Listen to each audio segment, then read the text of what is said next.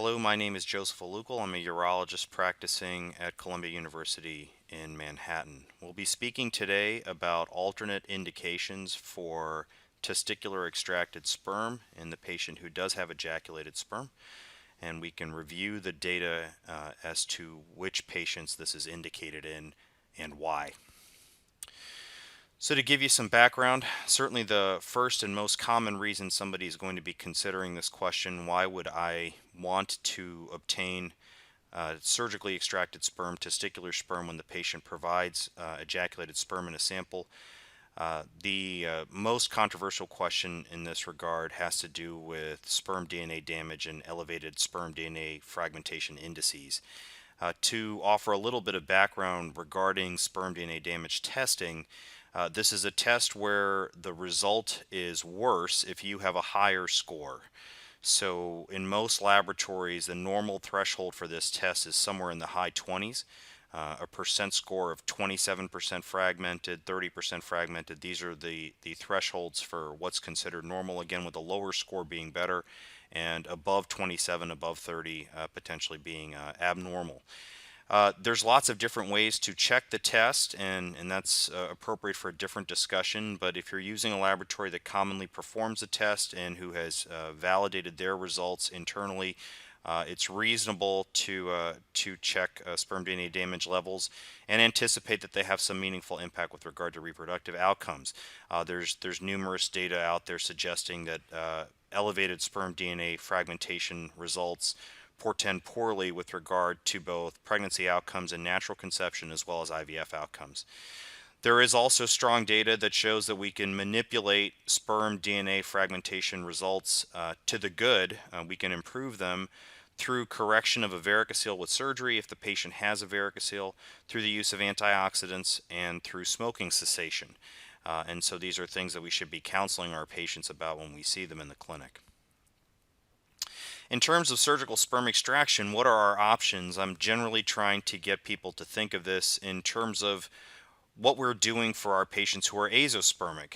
Certainly these are the patients where we know we're going to require surgery in order to identify sperm that could be used with IVF ICSI in order to obtain an embryo for the couple. And so in patients with obstructive azoospermia, you have a lot more options.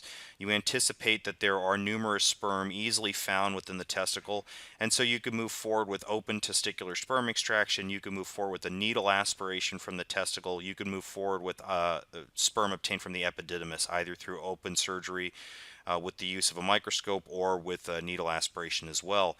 Again, the logic is in the patient who's obstructed, sperm should be easily found, and then they are provided obviously to the embryology laboratory for processing and either cryopreservation or immediate use.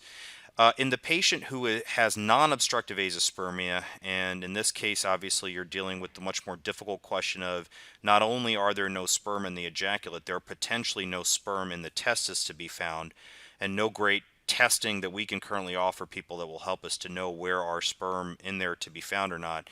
Really the only two accepted options are FNA testis mapping, so needle aspirates of different regions of the testis looking for sperm on cytologic preparation.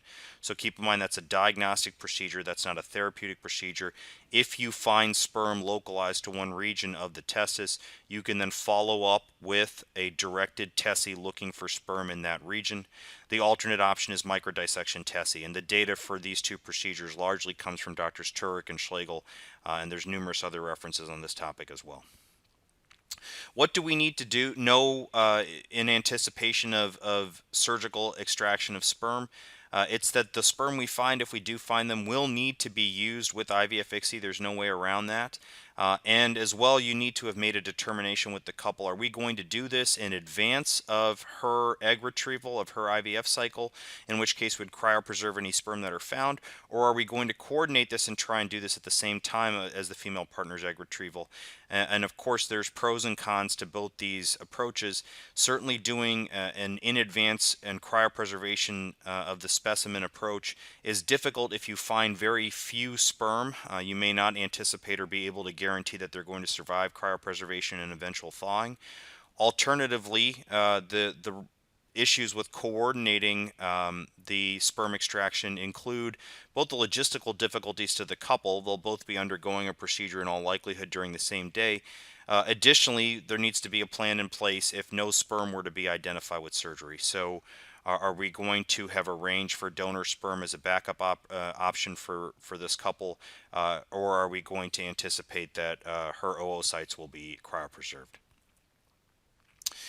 Again, there are some rare situations in these kinds of cases where an upfront diagnostic biopsy can be useful to the couple. I do remind couples that diagnostic biopsy, especially in non-obstructive azoospermia, is not necessarily an adequate assessment of what's going on in the entire testis. Again, we're looking at a very small portion of testis tissue that can be misleading.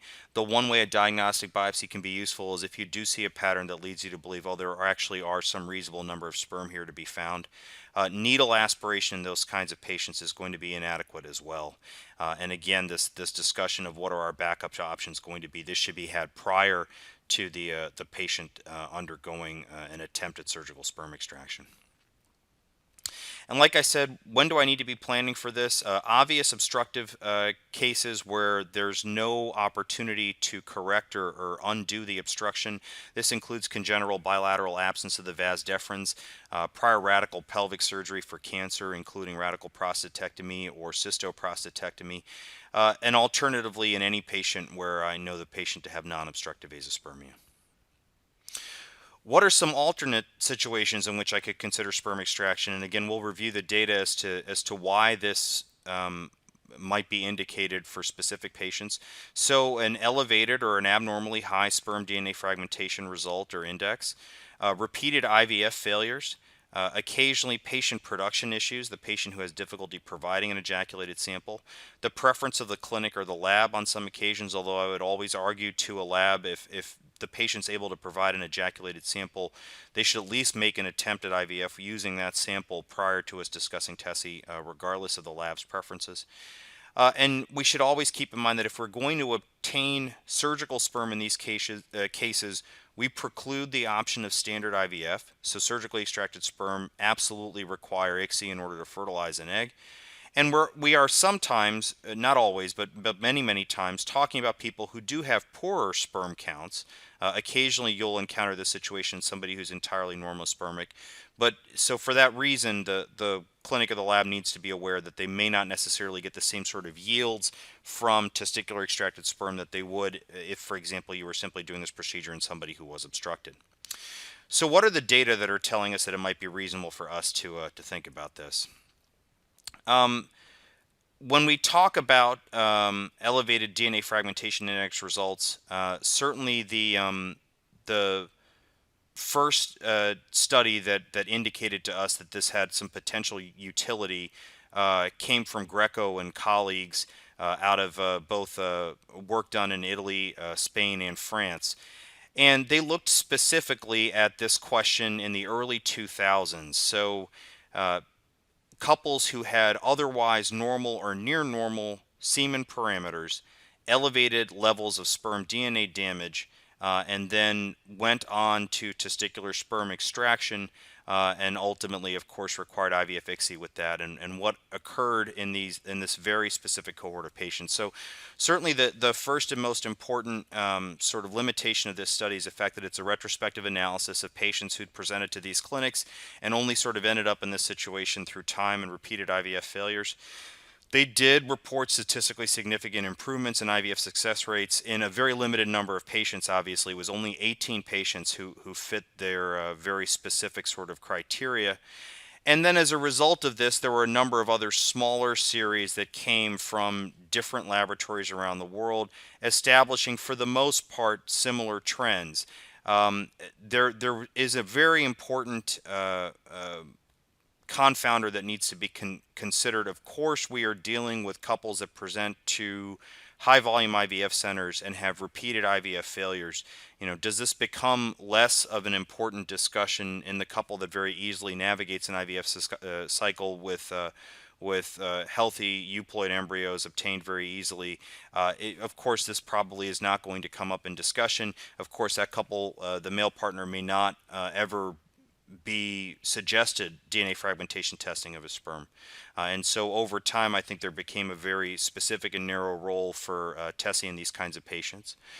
Of the following studies that were performed asking the same question, two stand out to me in terms of meaningful data points that need to be considered. The first comes from Sandro Estevez and his colleagues, and is from Brazil, and looks at 147 couples, so certainly the largest series assessing this question. Again, a retrospective series, but they did show statistically significant improvements both in pregnancy rates and in DNA fragmentation results, with some small portion of the testicular sperm extracted being measured for DNA fragmentation. And the average improvement in their study with regard to DNA fragmentation index was from 40%, so very elevated in ejaculated sperm, all the way down to 8% in testicular sperm.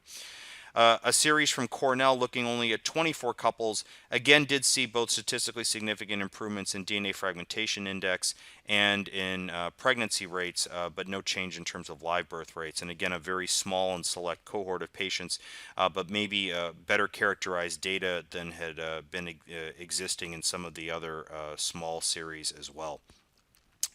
So based on these two series, I am willing to counsel patients who have abnormal DNA fragmentation results that testicular extracted sperm may help them in terms of IVF success rates. Again, I have to always warn patients that we can't say that this kind of data is conclusive. Again, we would need a prospective and larger trial in order to prove this point, and such a trial doesn't yet exist. What are some of the other situations in which we might suggest TESE to a patient, again, who has some ejaculated sperm, so they can move forward with assisted reproduction using their ejaculated sperm? So abnormal morphology specifically, severe oligospermia, repeated IVF failure, and what do I think we should be doing, again, based on some limited data. So to briefly review, if we're going to specifically look at morphology as the driver for this, Kruger strict morphology is considered in numerous other venues at the meeting and in our literature. It remains controversial for a number of reasons. It's a variable test from lab to lab. You have to be aware of the idea that on the one hand, there are some implications to an isolated poor morphology result in a semen analysis, especially a 0% morphology. But alternatively, there are certainly some people who are otherwise normospermic, where an isolated abnormal morphology alone doesn't appear to portend poorly with regard to their chances of initiating a pregnancy. As well, we have to be asking ourselves, what sort of treatment should we offer these patients? And as well, we have to standardize results. The normal threshold for this is only 4%, and that's per the World Health Organization and their most recent guidelines regarding semen analysis testing. So if we're going to look at patients who, again, have some ejaculated sperm and either have very poor count or low morphology, again, we're dealing with very, very small series of patients. Two stand out to me. Both are from Israel, and both show that there may be a basis for offering this to some number of patients on account of potential improvements in pregnancy rates. Importantly, there are other studies, alternatively, that don't show the same sort of benefit. And again, I would say all of these studies are limited insofar as they're all retrospective analyses of patients who have presented again to busy IVF centers. The prospective studies answering this question have yet to be performed and may not ever be performed. So some general thoughts in summary. The data on both questions is poor, and it is biased. Of course, we are only sort of offering this treatment to the couples that repeatedly present to these IVF centers and repeatedly fail IVF cycles. Additionally, if we're going to think about this scientifically, we're pooling a group of patients who have any number of differing etiologies for their problems. Included in these studies are some patients who have obstructive causes for their infertility versus patients, for example, who may have a varicocele that's remained untreated. Would we observe different trends if we were to better characterize and separate out those patients prior to our analyses of this data? We have to remember when we're counseling our patients that although it is a low-risk procedure, there is some risk with TESE. There is the risk of low testosterone or hypergonadism in the future. There is the surgical risk of infection or bleeding. And then, of course, there's nothing known about any potential genetic risk in terms of increases or decreases, for that matter, in aneuploidy rates. This, in the modern ART era, is mitigated, of course, to some extent with PGT. What should we be doing? I think the studies that I've described to you are independently assessing recurrent IVF failure and DNA damage. You can consider TESE in these patients. Do keep in mind when you're counseling patients the statistical biases that exist in the studies that you might be using to support this argument. Don't forget that there are other opportunities to sort of improve the quality of the semen parameters that the patient provides just by treating any underlying conditions that the patient might have. Of course, the contrary issue to that approach is the fact that it will take time to improve semen analysis parameters, including DNA fragmentation in the male patient. If, for example, you were to choose to treat a varicocele, you can't anticipate an improvement in that patient's semen analysis for 3 to 6 months. And of course, fertility is a time-sensitive process. Your alternate approaches could include treating a DNA fragmentation index empirically with antioxidants, more aggressive utilization of PGS in any cases where the couple presents and has repeated IVF failure. And of course, I didn't mention it previously, but some of this early data comes from series where PGS was not necessarily available to be offered yet, technologically speaking. So certainly that Greco series from 2005, what role might have PGS played in these IVF cycles in terms of changing some number of IVF failures to successes prior to obtaining TESE sperm? Are there other technologies on the horizon that could help us in terms of improving the quality of an ejaculated sample, both in terms of DNA fragmentation or morphology? These technologies do exist and were discussed in other venues at the meeting, and including our own pre-Congress course. The data on these are again, inconclusive. And then lastly, the only strong data we have with regard to carryover benefits in terms of either IVF success rates or spontaneous conception rates, live birth rates, has to do with the improvement in DNA fragmentation index that's observed with the correction of a varicocele. Outside of that, I can't say to patients that I necessarily know, for example, that carryover benefit to IVF success or conception rates or live birth rates exists for things like treating DNA fragmentation empirically with antioxidants or smoking cessation, for example, or in all cases with regard to TESE sperm. So do keep in mind the risk to your patients if you're going to offer them this approach. Keep in mind the cost. Certainly, TESE for this reason is not likely to be covered by insurance. Keep in mind the logistical concerns. You should be able to do these kinds of procedures in advance of the female partner's egg retrieval because you should anticipate a reasonable number of sperm, and therefore cryopreservation is a reasonable option. But does that, of course, carry some additional risk to the quality of the sperm that we don't yet know? Will this negatively impact success in other fashions? It would be ideal for us to do a future prospective study answering this question, but I suspect it's unlikely to happen because it will be difficult to convince patients to potentially undergo a surgical extraction of sperm when they don't need it in an IRB approved study. And I would remind urologists moving forward this approach, there's no need in these patients, again, they do have some number of ejaculated sperm, there's no need in these patients to plan for FNA testis mapping or micro-TESE. Again, those procedures are only important in the patient where you do not anticipate easily finding sperm within the testis. Certainly please feel free to reach out to me if you have interest in any of the references or have any other questions, and thank you for your time.